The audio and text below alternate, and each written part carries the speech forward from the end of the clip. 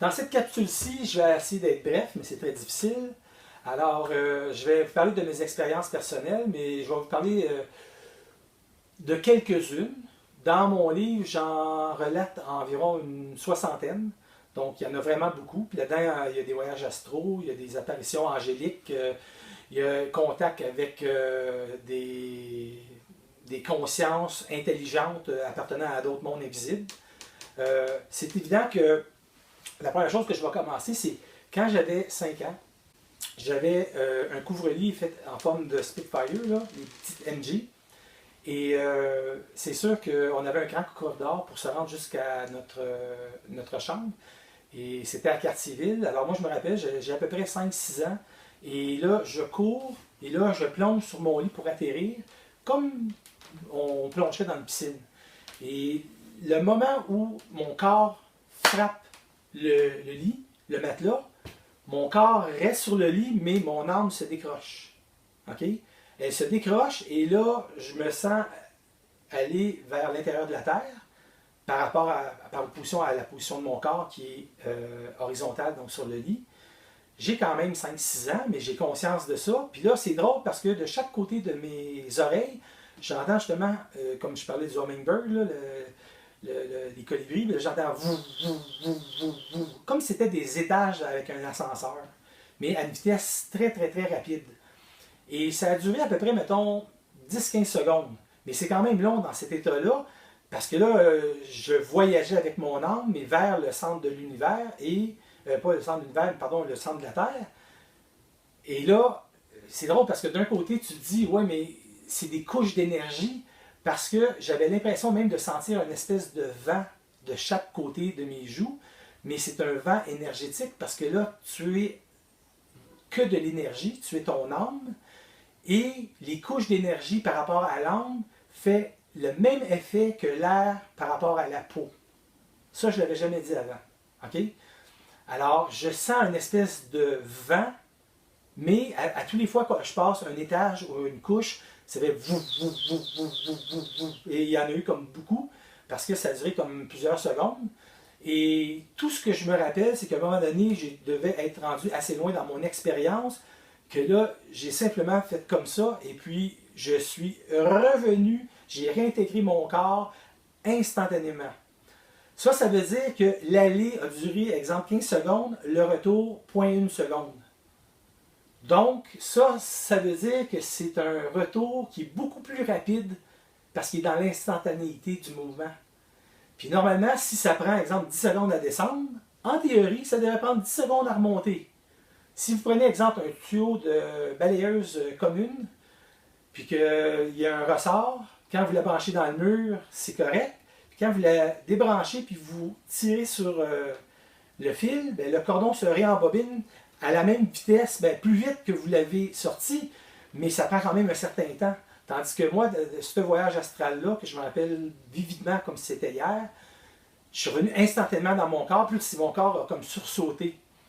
Donc, ça veut dire que la vitesse de voyagement de l'âme, du retour, elle, c'était sans l'aide du cordon d'argent. C'était une réinsertion donc de l'âme dans le corps physique, mais instantanément.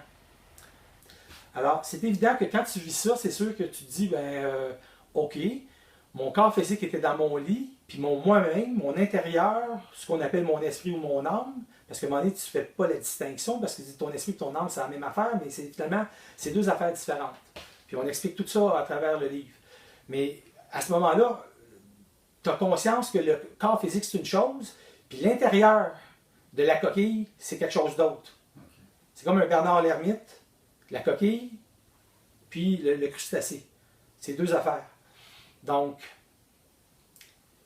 d'autres fois, un peu plus tard, ce qui est arrivé, c'est que j'étais couché dans mon lit, puis à un moment donné, j'avais l'impression que mes jambes étaient vraiment levées à 45 degrés, puis pourtant, je regardais mes jambes, puis ils étaient vraiment couchés sur le lit, mais je sentais les jambes qui étaient à 45 degrés comme ça, et qui flottaient, et que je ne forçais pas.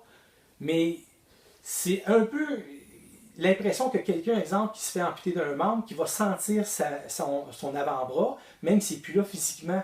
Parce qu'on a des coquilles d'énergie le corps vital, qu'on peut appeler le corps éthérique, c'est la même chose, mais ce n'est pas la même chose que le corps éthérique que moi je parle plus loin dans le livre. J'ai fait le livre pour faire une simplification, pour faire de l'ordre dans toute la grammaire qui existe dans le domaine de la conscience, parce qu'il y a plein de gens qui parlent de spiritualité et de conscience, puis qui confondent les deux. Il y a plein de gens qui parlent de le corps causal, le corps éthérique, le corps vital, le corps de souffrance, le corps de désir, le corps émotionnel. C'est toute la même affaire, c'est pas compliqué. Il y a l'esprit qui est intangible, qui est la source, c'est invisible. Tu as l'âme qui est la coquille qui entoure le corps physique. Ensuite, tu as le corps vital qui est un autre corps, qui est un corps qui nourrit énergétiquement la matière, et tu as le corps physique. Alors, donc corps, âme, esprit, puis en anglais ils disent body, mind and soul. Mais le mind, c'est plutôt comme l'intellectualisme, le rationalisme. Tandis que nous autres, quand on parle d'esprit, on veut dire vraiment la source intelligente d'intelligence. Alors, quelqu'un, au lieu de dire « je suis intelligent », ça c'est avec la Mensa, tu as 142 d'IQ, puis là tu fais des tests comparatifs. L'ego, le rationalisme, l'intellectualisme, les doctorats, ça c'est une chose. Si tu dis « je suis dans l'intelligence », ce que ça veut dire que j'ai accès à de l'intelligence qui nourrit mon ego, mais mon ego ne s'empare pas de cette faculté-là pour se gonfler nécessairement. Alors, quand tu es dans l'intelligence, tu vas dire des choses intelligentes qui vont être intégrées par toi et par d'autres personnes quand ça va être parlé. Donc, ça peut être écrit, ça peut être dicté, ça peut être verbalisé. C'est bien évident que moi, plus je parle, plus je m'auto-énergise et plus je suis capable de connecter à une source qui est très haute dans l'énergie invisible pour être capable de dire des choses qui sont réelles et non pas des choses qui sont vraies.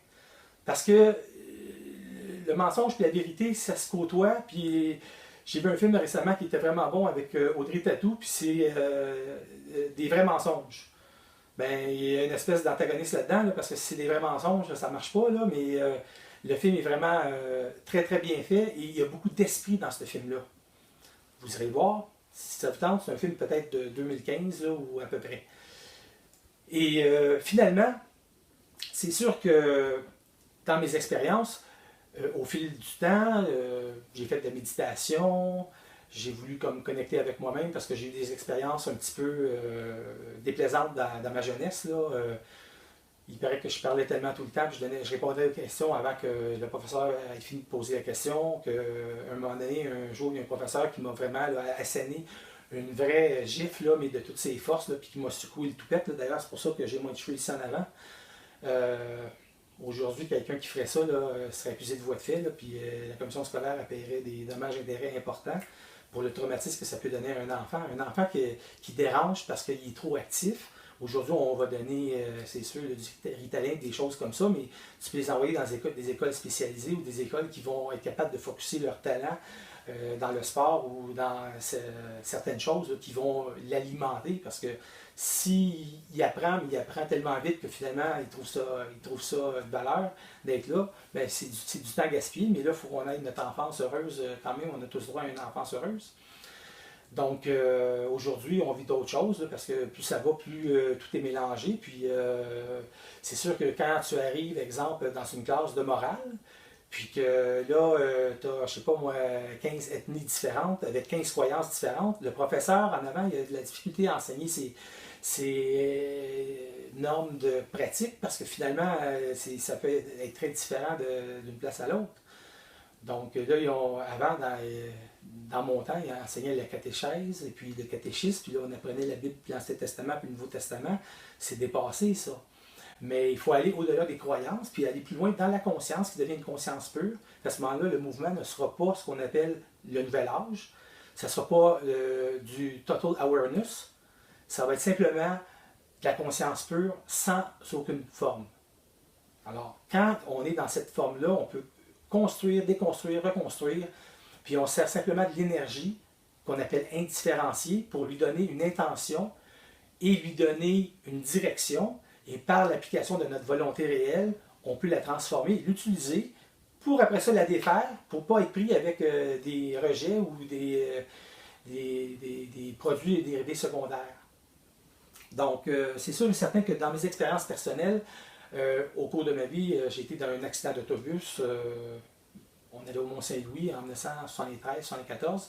On venait du Mont-Saint-Anne, puis il y a eu un gros carambolage, puis il y a deux personnes de chaque côté de moi qui sont décédées, puis ça met un gros positionnement, une remise en question, à savoir, bon, qu'est-ce que je fais sur la terre, est-ce que le bon Dieu existe, c'est où est la droite du bon Dieu, si le bon Dieu est partout, à quoi ça rime.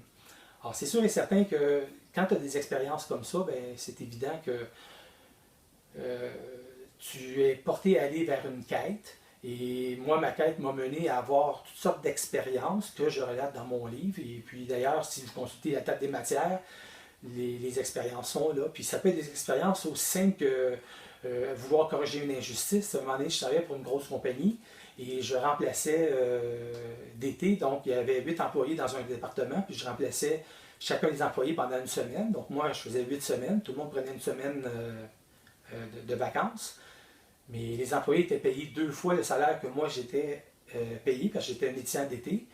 Puis finalement, au bout de la ligne, après une semaine, je me suis rendu compte que j'effectuais le travail beaucoup trop rapidement, parce qu'on avait une cédule, c'était de 7 à 3, puis moi, à 11 heures, j'avais fini. Puis je me suis fait faire des reproches par les autres en disant, tu vas nous faire perdre notre travail, notre job, fais pas ça, prends ton temps, puis jase un peu avec un, puis jase un peu avec l'autre, puis prends ton temps à te ralentir. Alors, c'est ce que j'ai fait. Mais la deuxième semaine, j'ai été voir le directeur des 8, puis j'ai dit, j'aimerais ça avoir une augmentation parce que moi, je trouve que je fais le travail égal aussi bien que les autres. Puis en plus, je suis scolarisé, j'ai un an d'université, donc je devrais être payé à parité avec eux autres. Il a dit, non, non, ça ne marche pas de même, toi, tu es un employé d'été, puis ton salaire, c'est tant. J'ai pas été content de la réponse et j'ai aussi défié la hiérarchie. J'ai été voir le boss numéro 1 de la manufacture. Et j'ai attendu 20 minutes avant de le voir un lundi matin. Puis quand il est arrivé, ben là, il m'a rencontré, il était très sympathique. Puis j'ai parlé une demi-heure avec lui. Il a pris beaucoup de temps avec moi, puis j'étais très verbomoteur. Puis la bonne nouvelle, c'est que le lendemain, j'ai reçu un petit courrier disant maintenant votre nouveau salaire est ajouté, puis vous faites la même chose que tous les autres. Merci. La seule chose, c'est que ça a dérangé mon patron, parce que mon patron est venu un peu me brasser la cage en disant hey, on ne bypasse pas ici les patrons et l'autorité parce que c'est le même que ça marche. Mais j'ai dit, je vous ai demandé, vous avez dit non, vous avez juste à dire oui. Sinon, je n'étais pas content de la réponse, il fallait que j'aille ailleurs. Il dit non, non, il faut que tu fasses un grief. Puis non, je regarde, c'est pas le même que j'ai fait. Et j'ai bien fait de faire comme ça. Mais des fois, dans la vie, c'est sûr que c'est bon de suivre la hiérarchie et les règlements. Puis si ça ne fait pas ton affaire, tu peux y aller à ta façon, mais il faut que tu vives avec les contre-coups que ça va avoir. Là, en tout cas, des fois, c'est des décisions qui sont prises par toi-même, puis des fois, tu es influencé à suivre des décisions, mais l'important, c'est que tu aies une très bonne norme de vie qui soit saine, puis qui te met dans une situation où, à la fin de ta vie, tu vis quelque chose qui est agréable, où tu peux partager finalement ton expérience. Parce que quand tu arrives à 50-60 ans, à un moment donné, tu as eu beaucoup d'expérience, puis là, c'est le temps de partager ça avec des plus jeunes qui, eux autres, n'ont pas eu le même chemin que toi, puis qui vont être là pour apprendre. D'ailleurs, il y a un film qui est vraiment très drôle, là, qui s'appelle Le Stagiaire, avec Robert De Niro. Puis le gars, il a à peu près 75 ans, puis il est à retraite, puis il devient stagiaire d'une présidente de compagnie, et il est vraiment très bon dans son rôle, parce que, finalement, à cause de toute son expérience, lui, il renverse tous les rôles, puis au lieu d'être un simple stagiaire, pour lui, c'était supposé être comme un travail de retraite, là, parce qu'il s'ennuyait chez lui, là, ben là, elle se rend compte que même si les personnes sont âgées, souvent, ils ont une belle expérience, puis on devrait profiter de cette expérience-là. Alors ça, c'est ça. Alors dans mes expériences, donc, il y a eu toutes sortes de choses qui se sont arrivées, puis c'est évident que il y a au moins 5-6 expériences que je dis j'ai une chance sur 100 milliards que ça arrive, puis ça m'est arrivé. Puis je pèse mes mots. Là. Quand je dis une chance sur 100 milliards, là, vous verrez c'est quoi les expériences. Là, puis tu dis, ben, tu dois être le seul gars sur la planète à qui ça s'est arrivé. Puis quand tu en mets en synchronicité une vingtaine ou une trentaine en ligne, à un moment donné, tu dis, ben là, moi, j'ai pas d'autre choix que de savoir que les mondes invisibles existent et de me faire un mandat personnel de transférer cette compréhension-là à d'autres pour que les autres, en ayant cette vision-là, si je peux leur transmettre, soient capables de dire, ben là, j'ai une compréhension plus élevée de la vie et je vais plus être capable de prendre soin de moi dans ma vie, autour de moi, ma famille, mes amis, puis dans mon éther de vie, puis je vais bénéficier de ça, puis je vais pouvoir donc le partager avec les autres. Donc c'est comme ça, puis moi c'est ça mon motto que je me donne, c'est d'être capable de pouvoir aider les autres. Puis je pourrais faire des consultations un à un, Mais moi, j'aime mieux m'adresser à la masse parce que ce que vous allez voir là, ça va être diffusé, puis il y a plusieurs personnes qui vont pouvoir entendre ça. Puis c'est sûr qu'il y en a qui vont dire de quoi ils parlent, puis d'autres vont dire hey, ça fait belle du bon sens, puis d'autres vont dire c'est ça. Moi, quand j'ai entendu une vibration, Bernard de Montréal, qui a fait des conférences de 1976 à 2003, j'étais en recherche spirituelle, puis j'avais à peu près 20 ans quand 20-21 ans quand j'ai entendu parler de lui. Quand j'ai entendu cette vibration-là, je me suis dit, lui, c'est de l'intelligence, c'est pas parfait, c'est dans une forme spéciale parce qu'il bougonnait, puis il fumait, puis il parlait fort, puis des fois il sacrait fort, mais c'était pour briser les formes. Puis c'était pour pas créer d'attachement autour de lui, parce que s'il avait voulu amadouer les gens autour de lui, il aurait créé une secte, puis il aurait ramassé les gens, et les gens auraient été mesmérisés donc par sa forte énergie. Puis c'est ça qu'il faut absolument pas faire, sinon tu ne rends pas service à la personne. Tu sais, si tu as un enfant puis tu lui attaches les lacets de sa bottine jusqu'à l'âge de 25 ans, là, tu l'empêches d'être capable de devenir autonome lui-même. À un moment donné, là, il y a une supervision, puis à un moment donné, il y a un lâcher-prise, un laisser-aller, puis à un moment donné, il faut que tu fasses confiance à la vie, il faut que tu fasses confiance à ton étoile, puis à savoir que là, c'est correct de laisser aller. Et l'ego, souvent, lui, il tient mordicus à ne pas laisser aller. Puis c'est pour ça qu'un ego qui est fort doit passer donc par l'œil du cyclone, par... comment il se dit ça, là? Je ne le dirai pas, mais vous savez c'est quoi qu'ils disent. Passer là, par un petit endroit très étroit pour être capable de ressortir, donc libéré de tout ce qui peut obstruer ta vision et qui peut enchaîner donc ta vie. Alors, donc, dans ces expériences-là, il y en a deux, entre autres, que je vais faire des capsules exprès juste pour l'expérience parce qu'elles sont tellement fortes qu'il y a beaucoup de gens qui vont dire ben moi j'aurais aimé ça vivre ça parce que si j'avais vécu ça, là, j'aurais une autre vision de la vie.